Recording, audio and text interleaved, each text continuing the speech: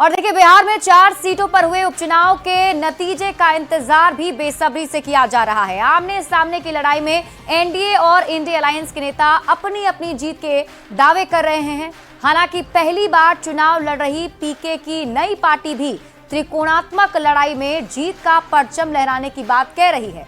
किसका गढ़ रहेगा बरकरार और कौन कर रहा सेंधमारी का दावा, ये रिपोर्ट देखिए।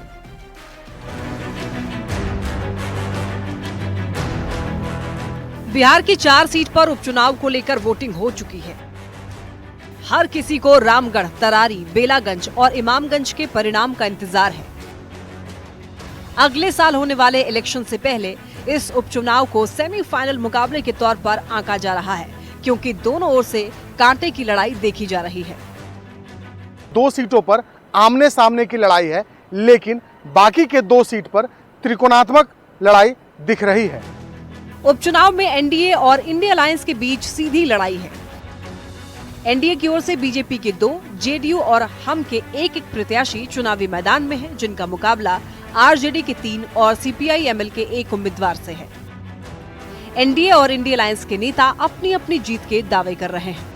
माननीय नीतीश कुमार जी, माननीय प्रधानमंत्री नरेंद्र मोदी जी के नेतृत्व में जो काम हुआ है, उसके आधार पर एनडीए गठबंधन चुनाव में जीत हासिल करेगा।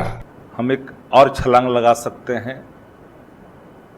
इमामगंज में हमारी पकड़ मजबूत हुई है और मजबूत पहले से भी रहा है। उम्मीद करते हैं कि वह भी सीट हम जीतेंगे। 2020 के चुनाव में इन 4 में से 3 सीट पर महागठबंधन की जीत हुई थी। इस बार आरजेडी इमामगंज में भी जीत का परचम लहराने का दावा कर रहा है। हालांकि इस उपचुनाव में सभी 4 सीट पर जनसुराज के उम्मीदवार भी खड़े हैं। चुनावी रणनीतिकार प्रशांत किशोर की नई पार्टी के प्रत्याशियों पर भी सबकी नजर टिकी हुई है, जिनके नेता एनडीए और इंडिया के वोट बैंक में बड़ी सेंधमारी का दावा कर रहे हैं। 23 तारीख को जो फैसले आ रहे हैं वो बिहार के बदलाव के हक में होंगे, जनसुराज के हक में होंगे। ये हमारे वोट को कोई काट नहीं सकता है और पूरे तौर पे एनडीए को बड़ा समर्थन मिला है और चारों का चारों सीट हम अपने काम के दम पर हर हाल में जीतने जा रहे हैं। इंडिया अलायंस अपना गढ़ बरकरार रखेगा या एनडीए जीत का परचम लहराएगा? आमने सामने और त्रिकोणात्मक लड़ाई में जनसुराज के उम्मीदवारों की स्थिति क्या होगी, ये तो 23 नवंबर को आने वाले उपचुनाव के परिणाम में ही साफ हो पाएगा।